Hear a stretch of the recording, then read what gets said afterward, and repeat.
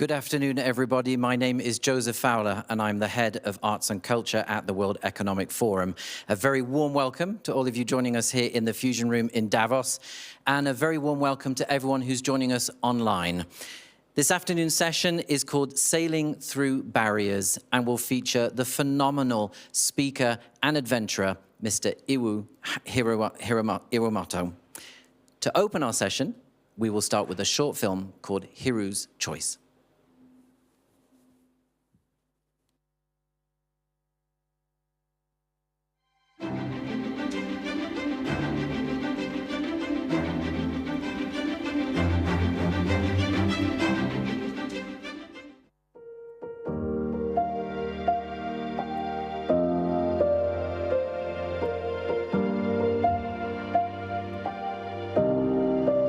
When I lost my sight, I tried to commit suicide, tried to jump off from the bridge to the ocean. Ocean was very scary because dark ocean I felt.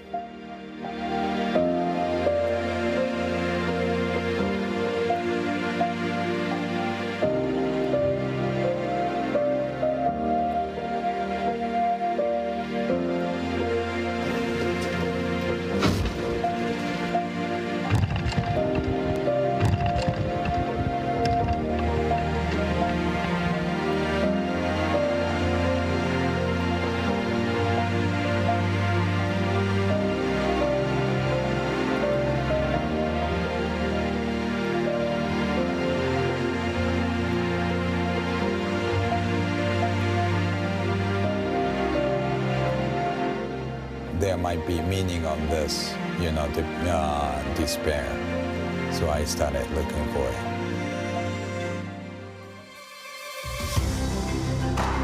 We will do it!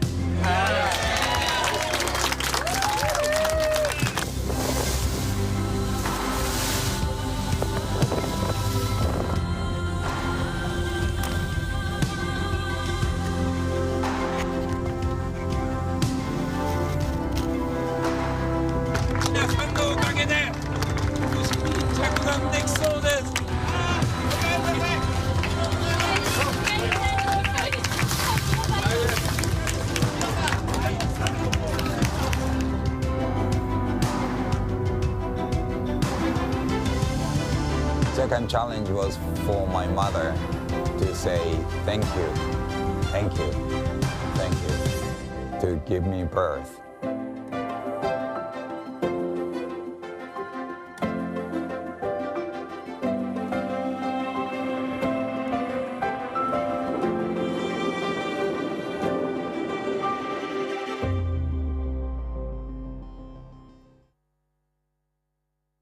Ladies and gentlemen, please welcome to the stage Mr. Hiru Iwamoto.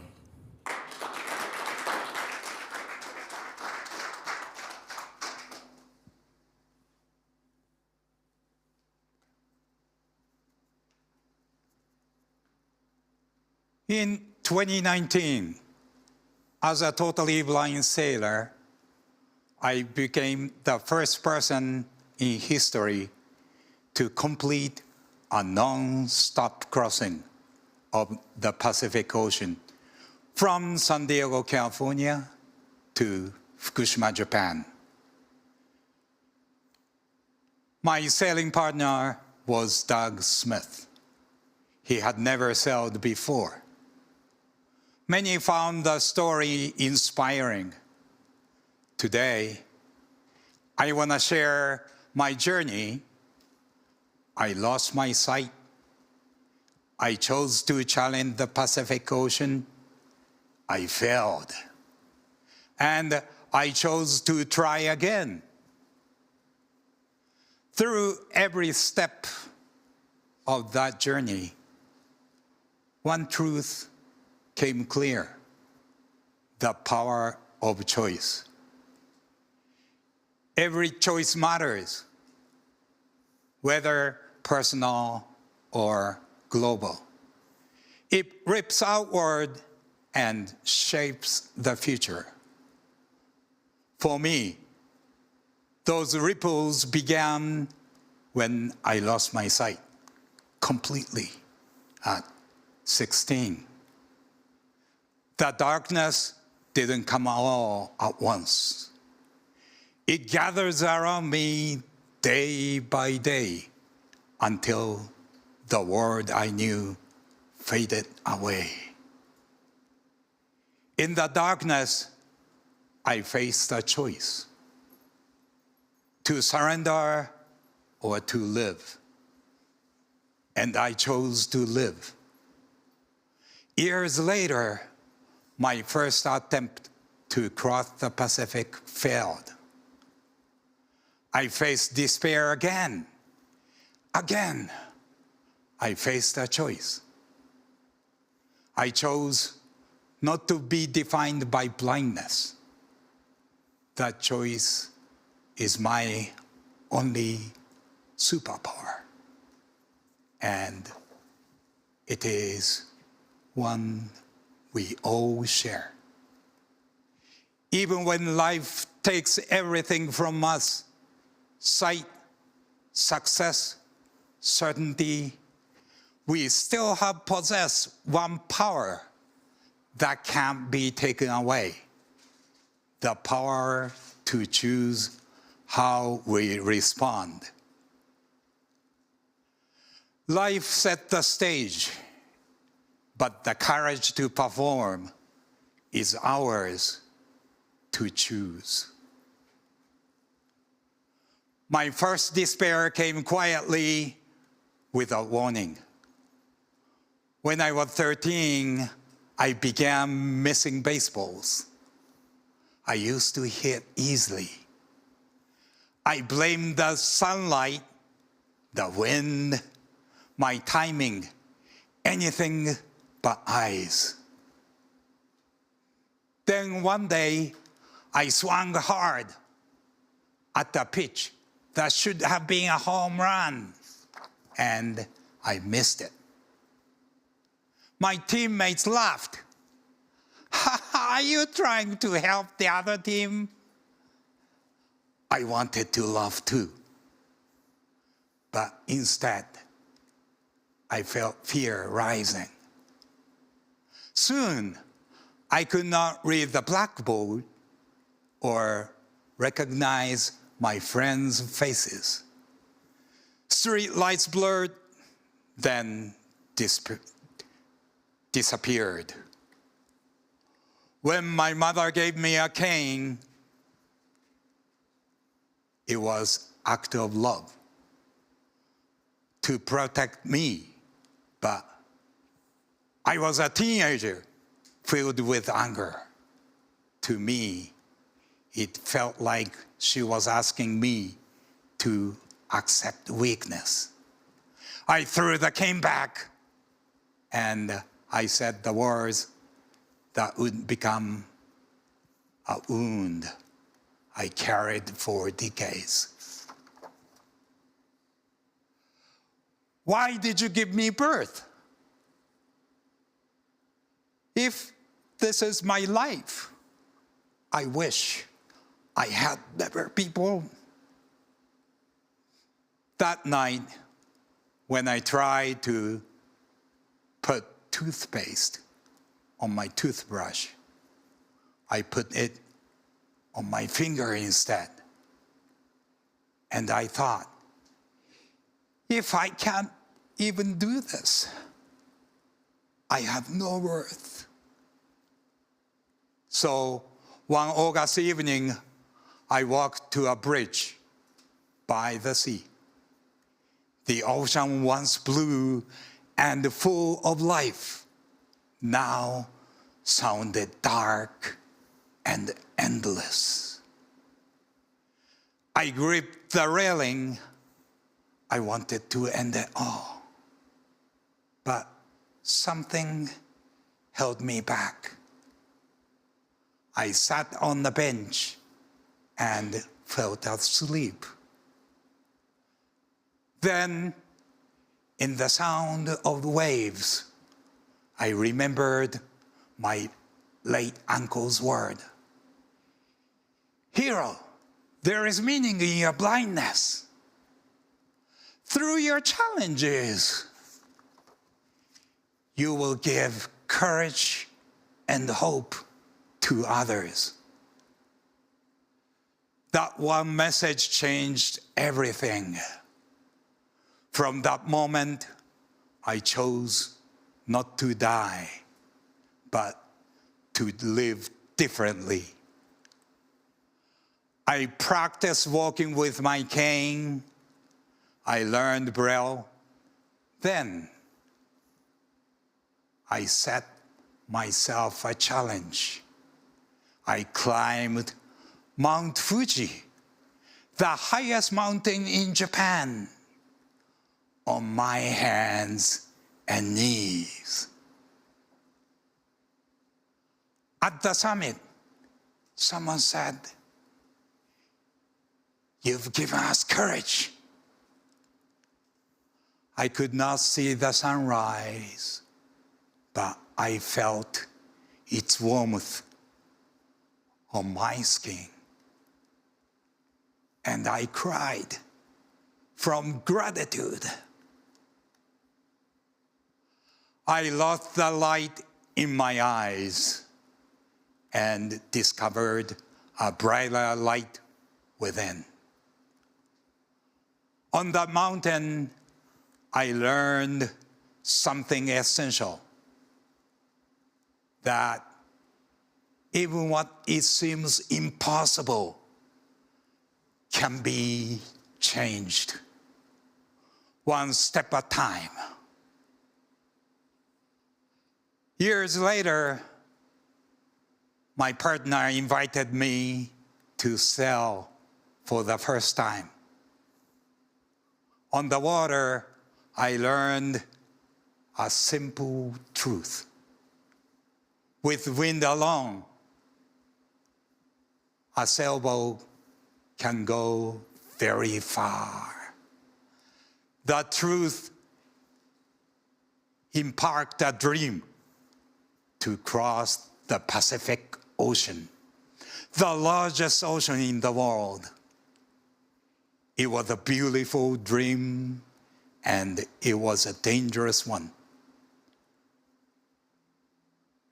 That dream nearly ended in tragedy. In 2013, I made my first attempt to cross the Pacific. I chose to depart from Fukushima, a place carrying both memory and silence, and the quiet strength of people rebuilding their lives after the tsunami. I sailed toward San Diego, the city where I live today. The boat was small. There were only two of us. On June 21st, 6th day after leaving Fukushima,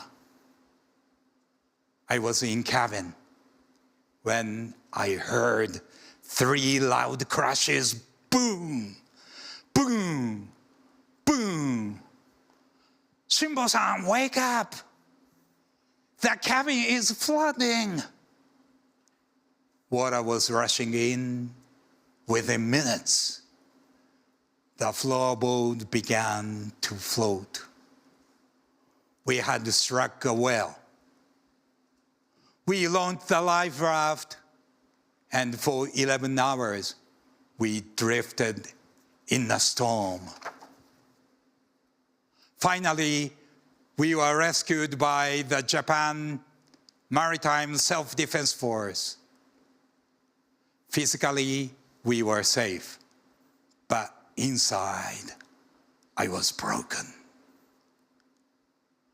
When the news reached Japan, the reaction was severe. Why would a blind man have such a reckless dream?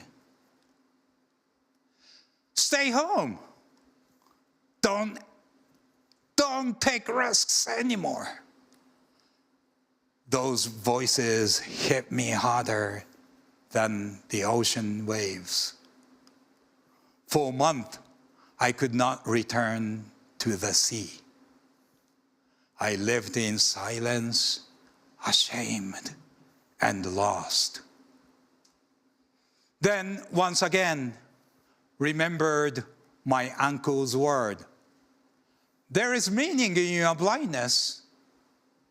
And I asked myself, could there also be meaning in this failure? The more I thought, the more I realized the well had not destroyed my dream. It had multiplied its impact far beyond anything I could have imagined. Courage is not the absence of fear. It is the decision to move forward despite it. One day, a man, Doug, reached out to me. He wrote, I have sight, but no sailing experience. You have sailing experience, but no sight. If we support each other, our dream can live again. I'll be your seeing eye, Doug. That one message reignited my hope. I chose to believe again in people, in possibility, and the meaning of every storm. For nearly 2 years, Doug and I trained and prepared our boat in San Diego. On February 24th, 2019, we set sail across the Pacific aboard Dreamweaver, beginning a journey we called the Voyage of Inspiration. 55 days later, after storms, silence, hunger, and sleepless nights, we reached Fukushima. 2 days before arrival, I made a request that my mother be the first to receive the bowline. As I handed her the rope, she tied it gently to the cleat. And in that quiet moment, the wound I had carried since that day simply melted away.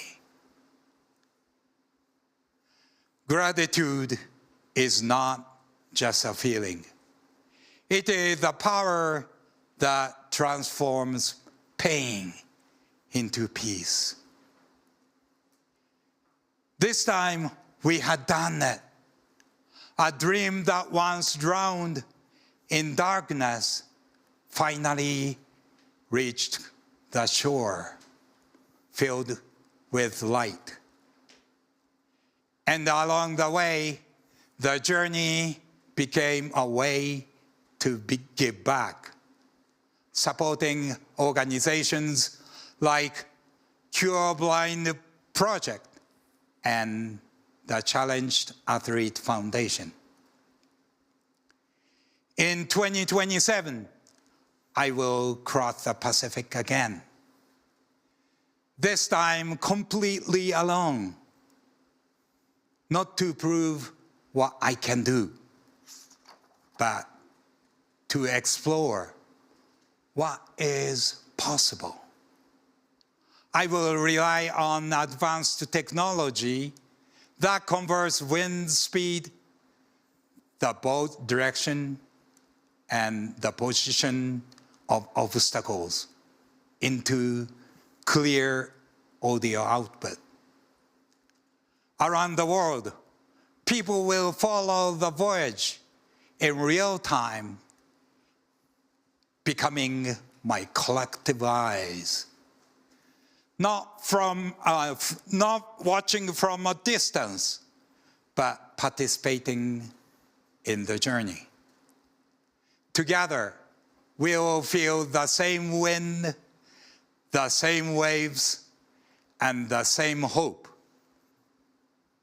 On land, I can't drive a car, but on the open ocean, I can steer freely, guided by sound, rhythm, and faith. Because I can see, I have learned to trust what can be seen. This voyage is not for fame or to set a record. It is a message to my daughter Lena and to her generation. Boundaries are not decided by others. They are transcended by choice. This will be more than a solo voyage.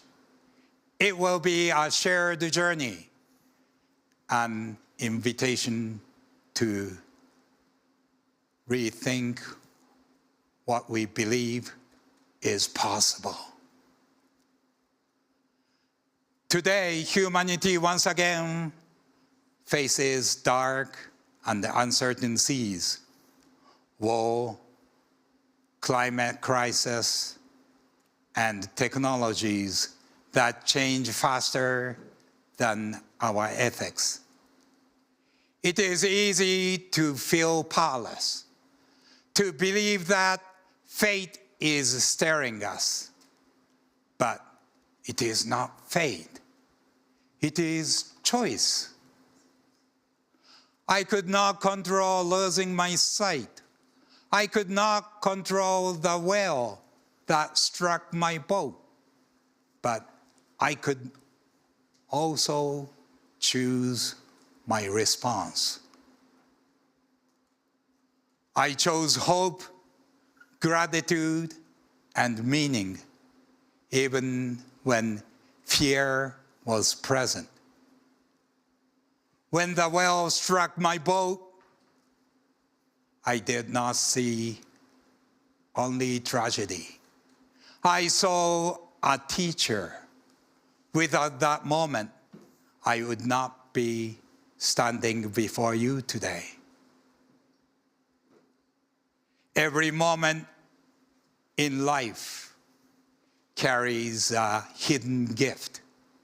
And when we find its meaning and act on it, even suffering can become a source of grace. In 2027, as I raise my sails and risk my life once again on the open ocean, I know new storms are waiting.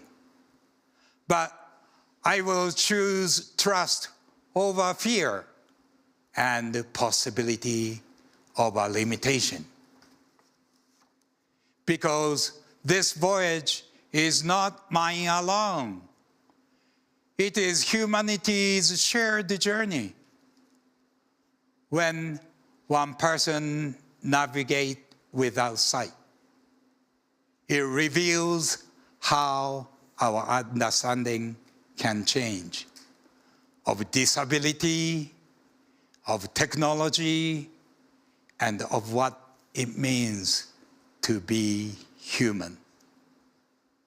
This voyage is not about breaking limits for one individual.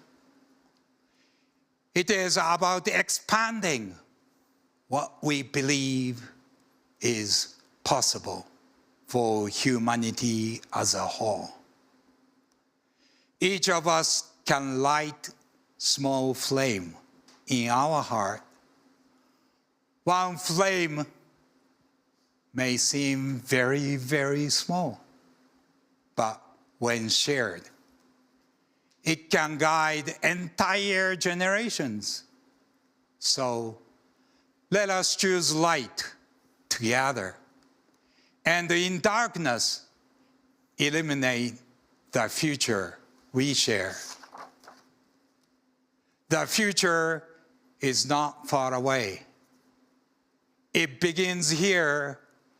It begins now with your choice. The choice you will make when no one is watching. Thank you.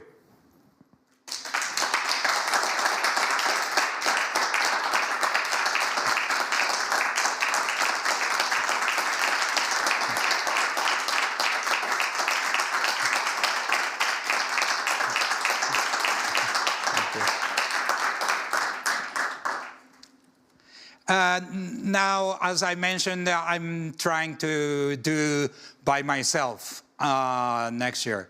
So the Fruno made a special app for me, reading the all data from the system. So I will show you how it's possible to do by myself. Voiceover on. Messenger. Lena. Beta. App's called Lena, actually my daughter's name.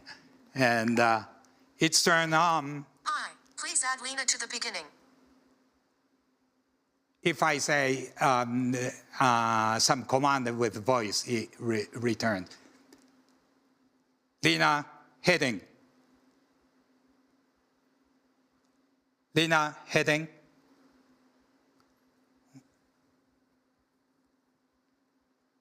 Lena, heading. Oh, sorry, it doesn't work properly. Dot. Medical folder. 2 at page 1. Lena. Beta.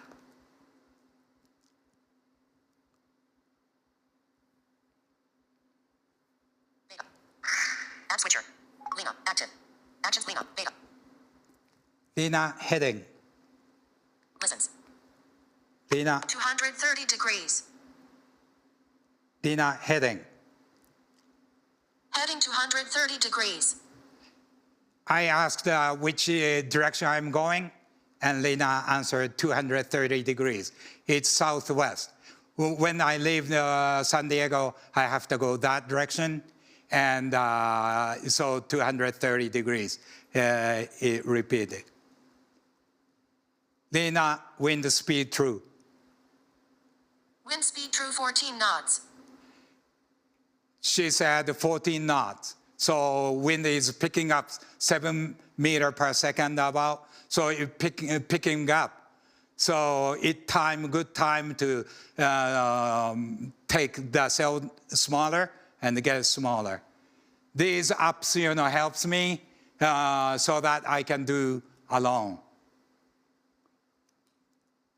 Thank you. Yeah.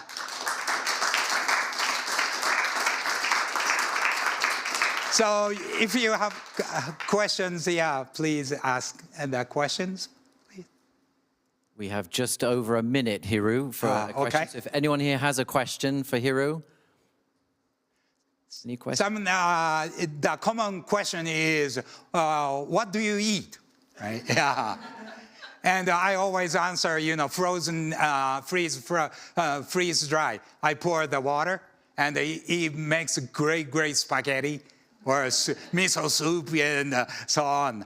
And what are you gonna do? When the waves are so big, I say, just pray. And it was 6 meter waves, the biggest one. Last time I went with Doug. So like that. And supernatural, I believed, during the voyage. Yeah.